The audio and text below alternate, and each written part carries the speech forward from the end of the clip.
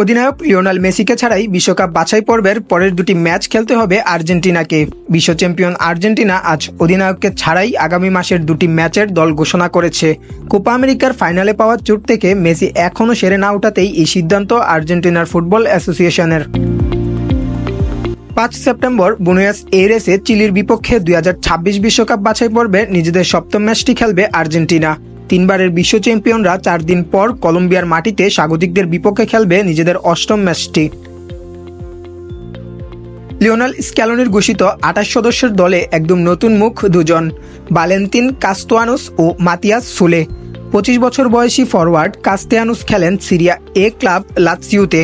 মাত্রই আরেক Italian club রোমায় যোগ দেওয়া ফরওয়ার্ড সুলের বয়স 21। আর্জেন্টিনার বয়সভিত্তিক দলে খেলেছেন এই ফরওয়ার্ড।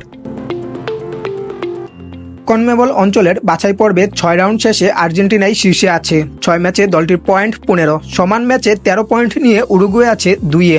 কনমেবল অঞ্চলের 10টি দল ডাবল লিগ পদ্ধতির বাছাই পর্বে অংশ নিচ্ছে। প্রতিটি দল খেলবে 18টি করে ম্যাচ।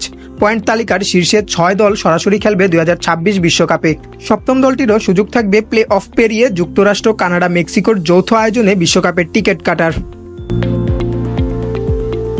পরবর্তী 2 ম্যাচের জন্য আর্জেন্টিনার সম্ভাব্য একাদশ হল গোলরক্ষক হিসাবে থাকছেন এমিলিয়ানো মার্তিনেস।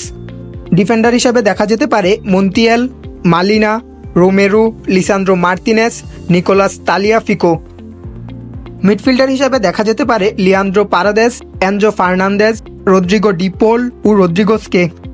ফরওয়ার্ড হিসাবে থাকতে পারে Garnacho, Matias Soule, Giuliano Simeone, Julian Alvarez, Lautaro Martinez, Valentin Castellanos.